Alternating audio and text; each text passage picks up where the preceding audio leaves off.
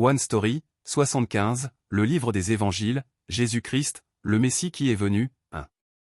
Nous sommes maintenant entrés dans le Nouveau Testament. Entre-temps, à travers l'Ancien Testament, nous avons vu ce que Dieu a fait pour son peuple et à quel point Dieu aime son peuple à travers son zèle. Bien que les Israélites aient répété l'histoire de la désobéissance et de la rébellion, ce qui a conduit à la destruction, nous avons vu que cela n'était pas la destruction ultime. La destruction faisait aussi partie d'un destin éternel qui existait en Dieu avant qu'il n'entre dans le pays de Canaan, quand il appela Abraham, le père d'Israël, non, même avant la création. Le seul moyen pour le Saint Dieu de se réconcilier avec son peuple, qui sera chassé du jardin d'Éden en péchant, n'était pas de vivre une vie comme celle de son peuple, mais par Jésus-Christ, le Fils unique de Dieu, mourant pour eux. Cependant, afin qu'ils trouvent le Sauveur dans leur vie et leur histoire, ils sont représentés comme étant détruits dans l'histoire réelle. Ce n'est que lorsqu'ils périssent et meurent qu'ils reconnaissent leur réalité spirituelle et découvrent finalement le besoin du Sauveur. Maintenant, au lieu du Messie à venir, il s'agit de Jésus-Christ, le Messie qui est venu. Jésus-Christ, le Fils unique de Dieu, est venu comme le Messie même proclamé dans les livres historiques, poétiques et prophétiques de l'Ancien Testament. Maintenant, à travers les évangiles, nous allons rencontrer Jésus-Christ, qui est venu en tant que roi, serviteur, fils de l'homme, et fils de Dieu. Finalement, l'image qui était une ombre est devenue réalité. Mais bien que ce Dieu, Jésus-Christ, soit venu dans son propre pays, ils n'ont pas accepté Jésus-Christ. Le Messie, Jésus-Christ, a sauvé le peuple de Dieu selon la volonté de Dieu à travers la croix et a versé son sang sur la croix, pour les sauver, mais le Messie qu'ils espéraient et attendaient était le roi du monde avec le pouvoir du monde et le pouvoir de la politique, de l'économie et de l'armée. Cette histoire paradoxale, dans laquelle Jésus-Christ, le Dieu avec tout l'arrière-plan de l'Ancien Testament, est venu dans le pays de Dieu en tant que sauveur, le Messie, sauvant le peuple qui ne l'a pas accepté, mais qui a plutôt choisi de mourir sur la croix, commence maintenant. 4 perspectives différentes des évangiles, un seul évangile. L'auteur de l'évangile de Matthieu est l'apôtre Matthieu, qui était un collecteur d'impôts. L'apôtre Matthieu a dit que Jésus-Christ, le Messie qui est venu aux Juifs, est le roi juif qu'ils attendaient. En effet, après la chute du royaume davidique, les Juifs de l'époque attendaient le roi juif pour eux-mêmes. C'est pourquoi l'évangile de Matthieu inclut la généalogie du roi et proclame que Jésus-Christ, qui est venu, est le roi parfait en citant davantage l'Ancien Testament que les autres évangiles. L'auteur de l'évangile de Marc est Jean-Marc. Marc a dit que Jésus-Christ, le Messie qui est venu aux Romains, était un esclave. En effet, Rome régnait sur Israël à l'époque. C'est pourquoi l'évangile de Marc ne contient pas de généalogie et utilise plus que les autres évangiles les expressions bientôt et immédiatement, proclamant que Jésus-Christ, qui est venu, est le serviteur parfait. L'auteur de l'évangile de Luc est Luc le médecin. Luc a dit que Jésus-Christ, le Messie qui est venu aux Grecs, était le Fils de l'homme. En effet, les Grecs de l'époque poursuivaient et recherchaient l'homme parfait.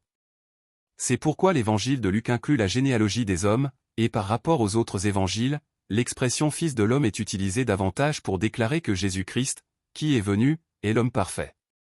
L'auteur de l'évangile de Jean est l'apôtre Jean. Jean a dit que Jésus-Christ, le Messie qui est venu pour tous les peuples du monde, était le Fils de Dieu. Il révélait le roi des rois à tous les peuples du monde. C'est pourquoi l'évangile de Jean ne contient pas de généalogie et utilise l'expression Fils de Dieu plus que les autres évangiles, proclamant que Jésus-Christ, qui est venu, est le Fils de Dieu parfait.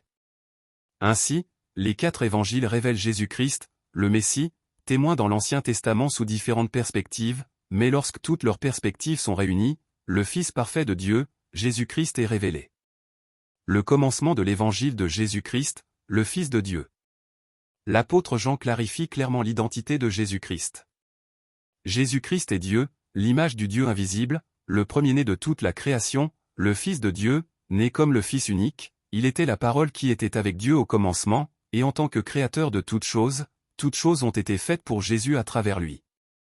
De plus, en tant que descendant d'Abraham et de David, un descendant de Isaïe, Jésus-Christ avait le trône de David, et en tant qu'agneau de Dieu, en tant que vraie lumière de ce monde, il est la vraie vie, l'arbre de vie, et est venu comme serviteur de Dieu en tant que l'Emmanuel.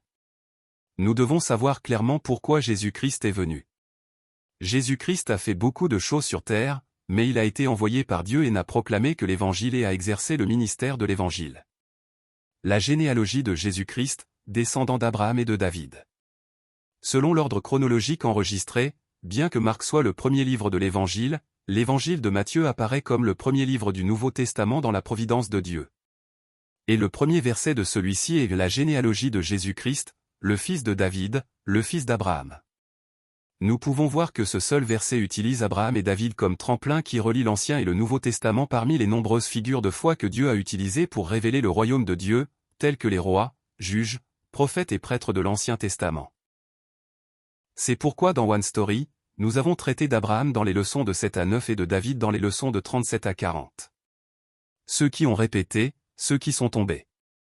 L'Évangile de Matthieu dit, il y a donc en tout 14 générations depuis Abraham jusqu'à David, 14 générations depuis David jusqu'à la déportation à Babylone et 14 générations depuis la déportation à Babylone jusqu'au Christ, mais les divisions des 14 générations ne sont pas exactes. En d'autres termes, la première des 14 générations commence correctement avec Abraham et David. Cependant, la deuxième génération des 14 aurait dû commencer par Salomon, mais elle commence encore par David, et la troisième génération commence par Jéconia, donc elle aurait dû continuer jusqu'à son père Jéhoïakim, mais de David à Jéhoïakim, et jusqu'à Athalie, il y avait 20 rois au total.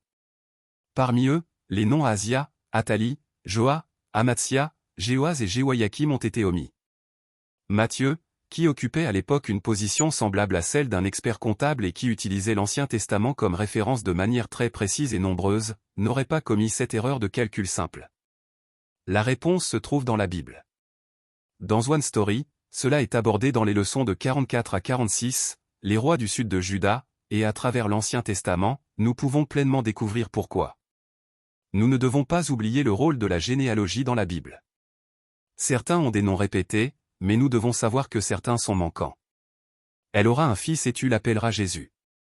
La Bible proclame clairement la raison pour laquelle Jésus-Christ est venu sur terre à travers ce nom. Car il sauvera son peuple de ses péchés. C'est exact. Jésus est venu pour sauver son peuple de ses péchés. Nous devons comprendre cela clairement.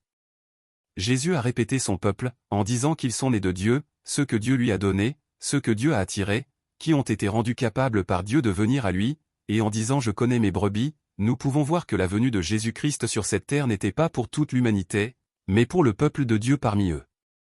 Et Jésus-Christ n'est pas venu pour répondre à leurs besoins dans ce monde, mais pour leur donner la vie éternelle en les sauvant de leurs péchés. Son nom sera Immanuel. Jésus est venu comme Immanuel, ce qui signifie Dieu est avec nous. Dans Igabot, ce qui signifie la gloire a quitté Israël, à cause de la rébellion répétée et des crimes du peuple de Dieu, cela signifiait que Dieu est à nouveau avec nous. Tout au long de l'Ancien Testament, nous avons vu à plusieurs reprises que le Dieu saint ne peut être avec des gens qui sont des pécheurs. Ne pas pouvoir être ensemble est une question de propriété, et non de puissance de Dieu. C'est pourquoi Dieu lui-même est venu sur cette terre sous l'image de l'unique Fils, Jésus-Christ, pour la réconciliation des pécheurs, le peuple de Dieu, et à travers la mort expiatoire, l'union ou la réunion entre le Dieu saint et les pécheurs a été réalisée. Cela est dû au fait que les êtres humains, qui sont des pécheurs existentiels, ne peuvent jamais parvenir à cette unité sans le sacrifice de Dieu. Par conséquent, l'union entre le Dieu saint et un pécheur ne peut être atteinte qu'en Jésus-Christ. Gloire à Dieu au plus haut des cieux, et paix sur la terre aux hommes qu'il aime. La naissance de Jésus était déjà planifiée avant la création, et avant sa naissance, le nom Jésus et le nom Christ lui ont été donnés. Et finalement, quand le moment arriva, Dieu envoya son Fils. Jésus-Christ est né à Bethléem en Judée d'un corps de vierge et fut visité par des bergers et des mages. L'ange qui apparut aux bergers proclama, « N'ayez pas peur, car je vous annonce une bonne nouvelle qui sera une source de grande joie pour tout le peuple. » C'est vrai. C'est une bonne nouvelle pour le peuple de Dieu. Cependant, pour ceux qui ne sont pas le peuple de Dieu, ce sera une nouvelle de jugement. Cette bonne nouvelle, l'Évangile est gloire à Dieu au plus haut des cieux, et paix sur la terre aux hommes qu'il aime. La gloire et la paix seront réalisées par le ministère de la croix de Jésus-Christ. Jésus circoncis et purifié. Le jour de la purification selon les lois de Moïse, Jésus a été circoncis conformément à la loi. C'est également ce que faisaient les Israélites selon les lois de Moïse. L'alliance de la circoncision que Dieu avait commandée aux Israélites n'a pas été réalisée pour Jésus-Christ lui-même, mais afin d'accomplir la volonté de Dieu et la parole de Dieu. À travers le Messie qui vient et le Messie qui est venu, Jésus-Christ, la Bible accomplira la volonté de Dieu. Et le sujet de la rédemption à travers Jésus-Christ, qui accomplit la volonté de Dieu, et la justice de Dieu. Jésus descend en Égypte. Jésus-Christ est allé en Égypte comme les Israélites. Bien que la cause historique puisse être que Dieu savait que le roi maléfique Hérode tuerait tous les bébés de moins de 2 ans à cause de la visite des mages, ce qui a conduit l'enfant Jésus à être envoyé en Égypte, le souverain de l'histoire est Dieu. L'histoire se déroule dans le décret et la volonté éternelle de Dieu. Nous ne pouvons tout simplement pas connaître la volonté de Dieu. Parfois, nous ne savons même pas, même avec le temps. Cela ne peut être accepté que par la foi. La Bible clarifie déjà la raison pour laquelle Jésus est allé en Égypte, en disant « J'ai appelé mon fils à sortir d'Égypte ». En disant « Mon royaume n'est pas de ce monde ». Si mon royaume était de ce monde, mes serviteurs auraient combattu pour moi afin que je ne sois pas livré aux Juifs. Mais en réalité, mon royaume n'est pas d'ici-bas, il est dit que la venue de Jésus sur cette terre n'était pas pour établir son royaume sur terre. Jésus est venu sur cette terre uniquement pour accomplir la volonté de Dieu et pour accomplir la parole de Dieu. Jésus répète les étapes historiques des Israélites qui apparaissent comme le peuple de Dieu dans l'Ancien Testament. C'est pourquoi, comme la migration massive de Jacob, l'image de se déplacer de Canaan vers l'Égypte, il est allé de Canaan en Égypte avec l'immigration massive de son père, nommé Joseph. Jésus revient d'Égypte. De même que Jésus est descendu en Égypte, il est remonté d'Égypte de la même manière, tout comme les Israélites sont remontés d'Égypte. Tout comme les Israélites n'étaient pas allés s'installer en Égypte, mais y sont allés comme dans un lieu de passage, comme étrangers, Jésus est également allé en Égypte pendant un certain temps. Si les Israélites sont sortis d'Égypte sous la direction de Moïse, alors Jésus serait sorti d'Égypte sous la direction de son père Joseph. Jésus observe la fête de la Pâque. Jusqu'à présent, plutôt que la volonté de Jésus lui-même, Dieu préparait Jésus à travers Joseph et Marie. Après son voyage en Égypte, Jésus passa son enfance à Nazareth en Galilée après sa circoncision et sa purification. Il célébra également la Pâque chaque année, et lorsqu'il eut 12 ans, il se rendit à Jérusalem pour célébrer la Pâque.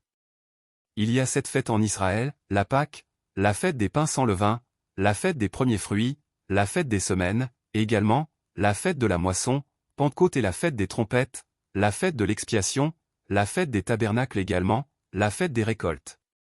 Cependant, pendant ces 7 fêtes, tous les hommes représentant les Israélites doivent se rendre au lieu que Dieu a choisi lors des 3 grandes fêtes d'Israël. Les fêtes représentatives sont la fête des pains sans levain, qui inclut la fête de la Pâque et des premiers fruits, la fête de la moisson, et la fête des tabernacles. En fin de compte, si toutes les 7 saisons sont liées par des intervalles de temps, nous devons participer à toutes les saisons. Et le début est la Pâque, qui a dessiné un modèle de rédemption par le sang de l'agneau, et l'agneau immolé est Jésus, et c'est Jésus qui mourra comme la réalité de l'agneau. Jésus baptisé dans le Jourdain. Jésus se prépara pour son ministère public et fut baptisé comme les Israélites. Jean le Baptiste, qui dit « Voici l'agneau de Dieu qui enlève le péché du monde » à propos de Jésus, lui dit ceci « C'est moi qui ai besoin d'être baptisé par toi, et c'est toi qui viens vers moi ?» C'est parce que Jean le Baptiste savait que Jésus n'avait pas besoin d'être baptisé. Cependant, les actions de Jésus ne visaient pas à se qualifier. Comme Jésus le dit. Laisse faire maintenant, car il est convenable que nous accomplissions ainsi tout ce qui est juste. Jésus vivait une vie dans laquelle la gloire de Dieu était pleinement révélée en accomplissant la parole prophétisée dans l'Ancien Testament par la volonté de Dieu. C'est pourquoi il fut baptisé avec les Israélites. C'est mon Fils bien-aimé, en qui j'ai mis toute mon affection. Lorsque Jésus fut baptisé par Jean le Baptiste et sorti de l'eau, les cieux s'ouvrirent et l'Esprit de Dieu descendit comme une colombe, et dit, « Celui-ci est mon Fils bien-aimé, qui a toute mon approbation. » C'est maintenant juste avant que le ministère de sa vie publique commence officiellement. Par la suite, avant d'entrer à Jérusalem pour être crucifié sur la croix, Jésus entendra à nouveau les mots, « Celui-ci est mon Fils bien-aimé, qui a toute mon approbation » sur la montagne de la transfiguration. Dieu a aimé et été satisfait de Jésus, qui ne vint pas pour lui-même, mais uniquement pour le royaume de Dieu et pour sa justice. Jésus éprouvé dans le désert. Jésus fut testé comme les Israélites furent testés dans le désert. Puisque 40 ans dans le désert comptent comme un jour pour chaque année, il fut testé après avoir jeûné pendant 40 jours. Si les Israélites ont échoué parce qu'ils cherchaient la nourriture pour leur chair plutôt que la parole de vie, Jésus-Christ surmonta les tentations de Satan avec la parole de Dieu. Si les Israélites ont échoué dans le désert à cause de leur incrédulité, Jésus triompha avec la parole de Dieu. Bien que les Israélites devaient vivre comme les serviteurs de Dieu, le peuple de Dieu dans la terre de Canaan, ils se firent eux-mêmes des rois et furent détruits, mais Jésus-Christ était le roi des rois, mais lui-même devint un esclave et accomplit complètement la volonté de Dieu. Si les Israélites avaient établi un roi pour devenir roi et vivaient la vie d'un roi, alors Jésus obéit et écouta jusqu'à sa mort sur la croix, accomplissant entièrement la volonté de Dieu. Jésus, qui est Dieu, obéit complètement à la volonté de Dieu. Cette histoire même d'obéissance est la Bible. Cette histoire biblique, l'histoire du zèle de Dieu envoyant enfin le Sauveur, Jésus-Christ, et le crucifiant, continue.